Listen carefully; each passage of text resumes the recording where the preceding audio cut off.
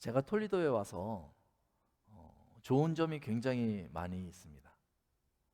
이렇게 사계절이 있어서 좋기도 한데 제가 제일 좋은 점은요, 이 톨리도에는 교통체증이 없습니다. 트래픽이 없는 게 너무 좋은 것 같아요. 이렇게 운전하다 보면 앞에도 차가 멀리 떨어져 있고, 이렇게 가다가 좀 이상해서 뒤를 딱 쳐다보면 뒤에도 차가 없습니다. 그래서 너무 좋은 것 같아요. 대도시에서는요, 이 트래픽 시간에 한번 걸리면 꼼짝을 할 수가 없습니다. 한 30분이면 갈 수 있는 거리를 한 2시간 걸려서 가야 하는 것이죠.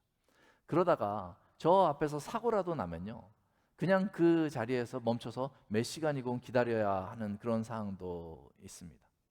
이 차 안에 갇히면요, 꼼짝할 수가 없습니다. 화장실이 가고 싶은데도요, 내릴 수가 없어요. 그럼 얼마나 힘이 드는지 몰라요. 그 운전하다가요, 굉장한 스트레스를 많이 받습니다. 그래서 이 톨리도에서 운전하는 게 저는 너무너무 행복해요. 이 트래픽 걱정할 일 없이 그냥 나갔다가 제 시간에 딱 들어올 수 있으니까 얼마나 좋은지 모릅니다. 갇혀 있는 게요, 상당히 힘든 일이에요. 저희가 한국을 방문하려고 할 때 뭐 비행기 값이 너무 비싸서 자주 갈 수 없는 이유도 있지만요, 그 긴 시간을 비행기 안에 갇혀 있으려면 참 그게 힘이 드는 거예요. 비행기에서 한참을 자고 눈을 떴는데 한 3시간밖에 안 지났어요. 아이고, 그럼 남은 시간 어떡하나 하는 그런 답답한 마음이 들기도 하는 거죠. 그런데 이렇게 인생을 살다 보면 때로는 뭐 차나 비행기에 이렇게 갇혀서 답답한 것처럼 우리 인생의 어떤 틀 안에 갇혀서 답답해 할 때가 있습니다. 매일같이 출근하는 그 직장에 나아가는데 어느 날 내가 갇혀 있다는 생각이 들어서 답답함을 느낄 때가 있어요. 늘 똑같은 방에 테이블 하나와 그리고 컴퓨터 한 대, 거기에 하루 종일 앉아 있으려니까 답답한 거죠. 어떤 분은 가게의 계산대 앞에 하루 종일 서 있어야 합니다. 평소에는 잘 몰랐는데 어느 순간에 그게 너무 답답하게 느껴지는 거죠. 난 왜 맨날 여기에 서 있지? 어떤 분은요, 식당에 들어가서 그 안에서 요리를 하면서 키친에서 하루 종일 정신없이 일을 합니다. 그러면서 하루를 다 보내요. 근데 어느 날 그 안에만 있는 자신이 답답하게 느껴질 수도 있죠. 우리 학생들 같은 경우는요, 도서관 가서 도서관에서 책과의 씨름을 해야 되잖아요. 때로는 그것이 답답하게 느껴질 때도 있습니다. 가정주부들도요, 집에 있으면요, 가사 일이 끊임없이 이어지잖아요. 빨래를 개도 또 빨래가 생기고, 설거지를 해도 또 설거지가 생기고, 이게 막 끊임없이 이어지잖아요. 그래서 어디 가보지도 못하고 그곳에 있으면서 내가 집에 갇혀있나 하는 그런 생각이 들면 숨이 막힙니다. 우리 인생을 살아가는데 어느 시점에 나도 모르게 내가 즐거워서 하는 거라고 생각했는데 거기에 갇혀있음을 느끼면 숨이 멈추는 것 같고 답답하고 좀 벗어나고 싶은 그런 마음이 들 때가 있는 것이죠. 그런데 사실은 벗어나고 싶은데도 벗어나지 못하는 경우가 많습니다. 내가 여행이라도 한번 떠나야 되겠다라고 마음을 먹지만 떠나지 못하는 경우가 있습니다. 그러면요, 점점 그 마음에 먹구름이 끼는 거예요. 아, 나 저기 들어가기 싫은데 또 들어가야 되네. 그러면서 내 마음이 점점 우울해지고 어두워지는 것이죠. 사람이요, 갇혀 있다라고 느끼는 순간, 그 순간이 너무나 괴로운 것입니다. 오늘 본문에도요, 갇혀 있는 사람이 한 사람 나옵니다. 3장 1절은 다음과 같이 그 사람을 표현하고 있어요. 자기 자신을 표현하고 있는데요, 갇힌 자 된 나 바울, 이렇게 표현하고 있습니다. 바울은 지금 감옥에 갇혀 있습니다. 이 성경에 보면 에베소서, 오늘 읽었던 에베소서가 있고 빌립보서가 있고 빌레몬서가 있어요. 골로새서가 있어요. 그런데 이 서신들은요, 옥중서신이라고 저희가 부릅니다. 바울이 감옥에 갇힌 상태로 편지를 쓴 옥중서신이다 이렇게 얘기하고 있습니다. 이 바울은요, 이 감옥에 갇혀 있어요. 그런데 이게 한 번 갇힌 것이 아니라요, 여러 번 갇혔습니다. 그리고 바울이 감옥에 갇혀 있는 이 상태, 그리고 바울이 감옥에 갇히는 이 과정이요, 쉽지만은 않았습니다.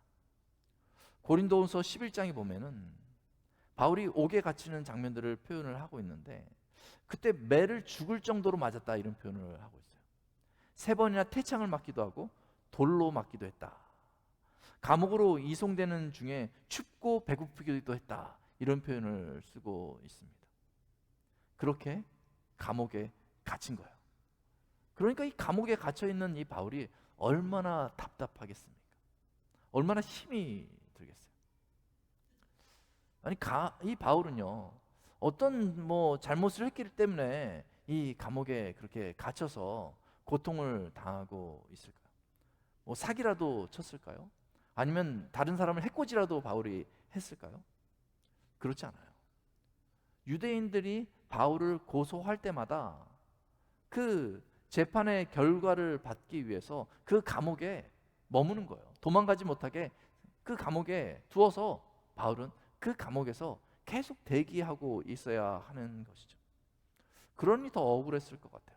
잘못한 것도 없는데 저 답답한 감옥에 머물러야 하는 이 바울은요, 더 억울했을 것 같습니다.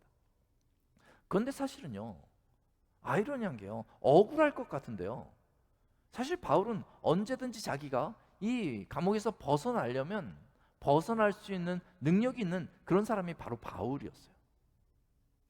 이 바울은요, 다소 출신입니다. 이 다소는요, 당시의 대도시라고 할 수 있는 대도시 사람이었죠. 그리고 이 바울은요, 이 태어날 때부터 당시 세계를 제패했던 로마 제국의 시민권자였어요. 시민권자. 그러니까 바울이 감옥에 갇혀 있을 때 시민권이 아닌 사람들을 바울을 함부로 대할 수 없는 것이죠. 바울이 원하기만 하면 언제든지 자기가 아는 인맥들을 총동원해서 빠져나올 수도 있었겠죠. 바울의 부모는 유대인인데 아마 그 로마의 시민권을 받았던 걸로 봐서는요, 상당한 재력과 명예가 있었을 거로 학자들이 말을 하고 있습니다. 그리고 바울은요, 상당한 교육을 받았던 사람인 거죠. 그 유대인들 중에서도 인정받던 그 장래가 촉망되던 그런 청년이 바로 바울이었어요.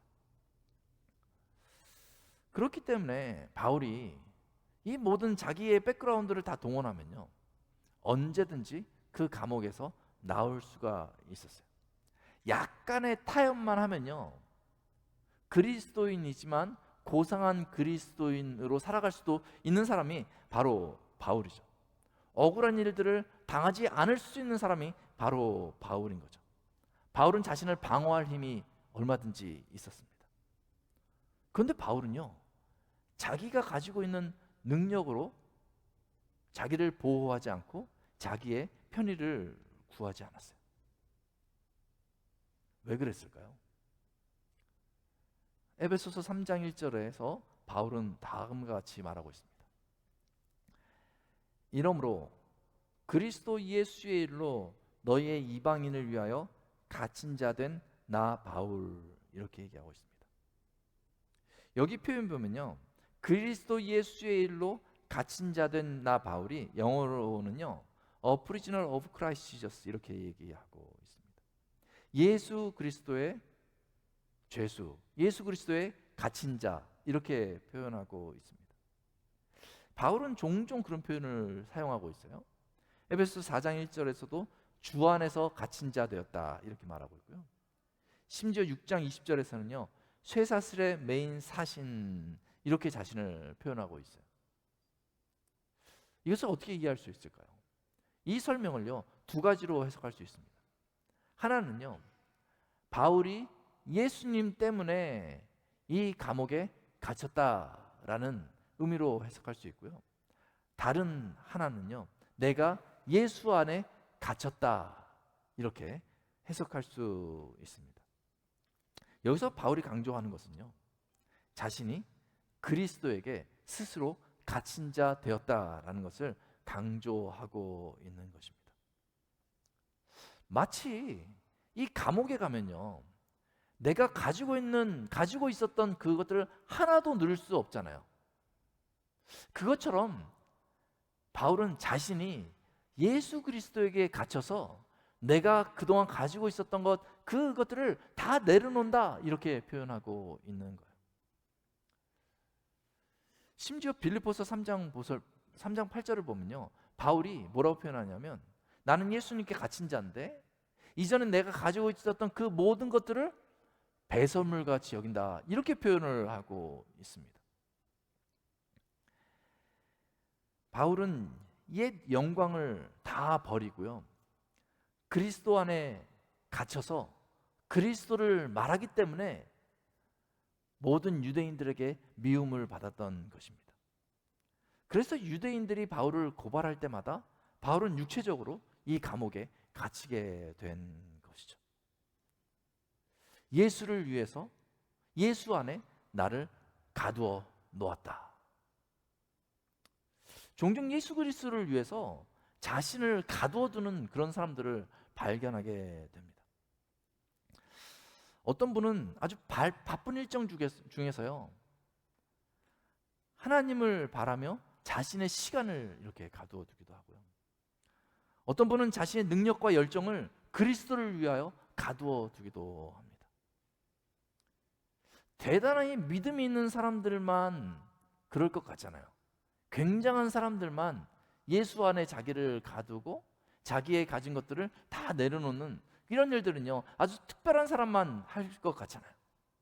그런데 그렇지 않습니다. 보통의 그리스도인들이 그렇게 하는 거예요. 이렇게 교회를 보면요, 내가 예수님 때문에 라는 이유로 자신이 가진 것을 내려놓고 자기를 가두는 그런 그리스도인들을, 그런 교인들을 자주 발견할 수 있습니다. 예를 들어서요, 얼마 전에 몇 명의 청년들이 토요 아침 기도회를 나오기 시작했어요.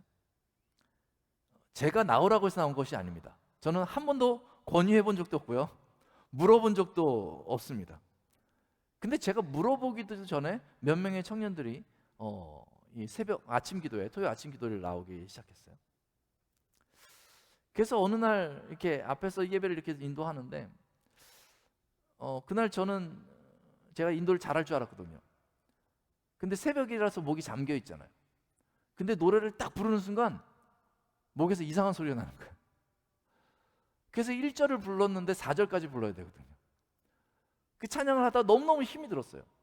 그리고 막 이상한 소리가 생방송으로 나간다는 게 너무나 괴로웠어요. 그래서 그 예배가 끝나고 나서 이왕 청년들이 와 있으니까 너네 새벽 예배 계속 나올 거면 아침에 반주도 하고 요 앞에서 나 노래하는 것 좀 도와줄래? 이렇게 물었어요. 그때 이 청년들이요, 그렇게 하겠다고 그러는 거예요. 그냥 별로 고민하지 않고, 그래서 반주도 하고 노래도 이렇게 토요일 아침에 같이 해주는 거예요. 원래 새벽에요, 찬양은 한국만 했습니다. 그런데 이른 새벽에 이 청년들이 아침에 찬양하겠다고 나왔는데 한국만 하면 너무 서운하잖아요. 그래서 요즘에 찬양을 두 곡을 해요. 사실은 저도 힘이 나니까 두 곡을 하는 거죠. 이 금요일 늦은 시간까지 찬양팀이 연습을 해요. 9시, 10시까지 연습을 합니다. 그리고 돌아가면 금요일 저녁에 이 잠이 들어서 토요일 아침에는 좀 늦게까지 자고 싶잖아요. 그런데 스스로 작정하고 불편함을 감수하고 내가 하나님께 기도하고 예배를 드리고 찬양을 하겠다고 토요일 아침에 이렇게 나오는 거죠. 어떤 마음에서 그런 것입니까? 예수님께 자기를 가둬두는 것이에요. 자기의 시간과 자기의 에너지를 가두는 것입니다. 주님, 내가 주님 앞에 나아가기를 원합니다 하면서 자기의 불편함이 있잖아요. 그것을 가두어 두는 거죠. 이와 같은 것이에요. 교회는요, 이렇게 자발적으로 자리를 채우고 보이지 않게 자기의 필요가 있지만은 그 필요를 내 것으로 하지 않고 그냥 내려놓고 자기를 예수님 때문에 가둬두는 사람들이 많이 있습니다. 교회에 드리는 시간과 돈과 능력을 자신을 위해서 사용한다면 훨씬 편안하게 있을 수 있고 훨씬 안락하게 생활할 수 있지 않겠어요? 그런데 예수 그리스도 안에서 그리스도의 몸된 교회를 위해서 헌신하고 이웃을 돌보기 위해서 헌신하고 다음 세대를 위해서 헌신하는 것이죠. 자기를 가두어두는 것입니다. 이를 위해 여러 희생들을 감수하는 많은 성도들이 있습니다. 사실은 그렇게 하지 않아도 그리스도인으로 살 수는 있습니다. 우리가 구원받았다는 사실이 그렇게 안 한다고 변하는 것도 아닙니다. 아마 믿지 않는 사람들은 그것이 잘 이해되지 않을 수 있습니다.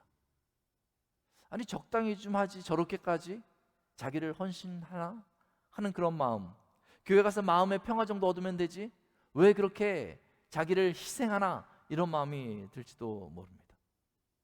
아마 이 바울도 사실 저희가 그렇게 바라볼 수 있는 거예요.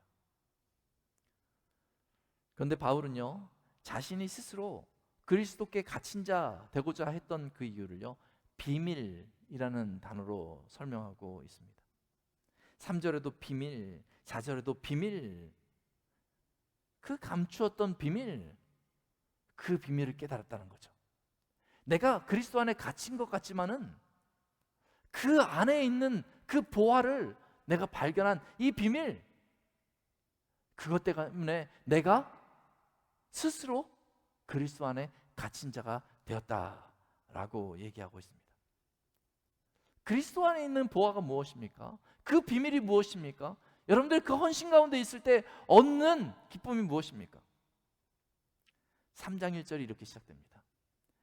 이러므로 이렇게 시작하고 있어요. 이 앞에 장을 받으면서요, 이러므로 얘기하고 있는 것이죠. 이 앞장에 어떤 내용들이 나옵니까? 허물과 죄로 죽었던 나를 그리스도께서 살리셨고 그 십자가로 화목을 이루셨다. 이런 내용들이 앞장에 있는 거예요. 그 예수님이 허물과 죄로 죽을 나를 살리셨기 때문에, 나로 하나님과 화평을 이루게 해주셨기 때문에, 이러므로 내가 그리스도 안에 갇힌 자가 되겠노라 라고 각오한 것이죠. 만약 예수님이 아니면 우리는 허물과 죄로 죽을 사람들입니다. 허물과 죄 안에 갇혀서 몸부림치다가 죽을 사람들입니다. 그 죄 때문에 하나님과 화목할 수 없는 사람들이 바로 우리인 것이죠. 이 죄라는 것이요, 교묘하기도 하고 강력하기도 한 것이 바로 죄입니다. 지난 수요 성경 공부 때 여러 가지 이야기들을 나누다가 죄에 대한 이야기를 나눴어요. 어디까지가 죄입니까? 누가 죄인입니까? 이런 이야기들을 좀 저희가 주제를 가지고 이야기를 나눴어요. 그래, 다 멀쩡하게 그냥 일반적인 삶을 살고 있는데 누가 더 죄인일까? 이런 고민을 하게 되잖아요. 나는 좀 괜찮아 보이고 저 사람은 조금 나보다는 죄가 더 많아 보이고 뭐 이런 생각이 들 때가 있지 않습니까? 근데 여러 가지 이야기들을 하다 보니까 약간의 죄가 있느냐 없느냐 구분하는 것은 큰 의미가 없다라는 것을 저희가 생각하게 됐어요. 그리고 분명하게 알게 된 것은요, 우리가 어떤 죄를 약간 졌기 때문에 그것 때문에 하나님 앞에 나온 것이 아니라요, 성경에서 말하는 죄인은요, 그 사람 자체가 그냥 죄덩어리다 이렇게 얘기하고 있는 거죠. 하나님 앞에서 진멸받을 죄인이다 라는 것을 이야기해 주고 있는 것이죠. 그러니까 이 자체가 죄덩어리이기 때문에 그 안에 뭐가 좀 더 죄다라는 것을 이야기하는 것은 아무 의미가 없는 것이에요. 창세기 8장 21절에 보면 사람을 정의하면서 이렇게 얘기하고 있습니다. 하나님께서 말씀하시는데, 사람의 마음이 계획하는 바가 어려서부터 악함이라, 이렇게 얘기하고 있습니다. 생각이 그 안에서부터 악한 생각이 올라오는 것입니다. 그러면요, 가만히 놔둬도요, 하나님과 원수가 되어지고 하나님을 이용하는 그런 죄성이요, 우리 안에 가득하게 되는 거죠. 우리 자체가 죄덩어리가 되면요, 우리가 무슨 말만 해도 이게 죄가 되는 거고, 우리가 무슨 행동만 해도 그것이 죄가 되는 것이죠. 결국은요, 죄로 인해서 발생한 그 죽음의 틀 안에서 우리는 머물면서요 늘 고통당할 수밖에 없습니다. 이 땅의 고통이 어디서부터 왔습니까? 죄로부터 왔습니다. 그래서 그 영향권 아래 저희가 머무는 거예요. 그래서 정신적으로, 육체적으로, 영적으로 매일마다 헛극대는 자신을 발견하게 되는 것입니다. 그러면서 늘 벗어나려고 애를 쓰거든요. 나의 이 고통, 이 답답함에서 내가 벗어나야 되겠다 매일마다 생각합니다. 근데 벗어나지가 않아요. 이 고통당하는 이유를 알아야 벗어날 수 있지 않습니까? 근데 우리는 현상만 보기 때문에 잘 벗어날 수가 없습니다. 그 본질을 찾아가 보면요, 죄로 인해서 이 땅이 저주받고, 죄로 인해서 나의 행동으로 말미암아서 서로 영향을 주면서 우리 모두 고통당하고 있는 것입니다. 하나님을 알면서도 하나님을 영화롭게 하지 않고 하나님을 벌러지 형상으로 바꾼 그 죄 때문에 우리가 고통당하고 있는 것이죠. 그 틀에서 벗어날 수 없는 게 바로 우리의 현실이었습니다.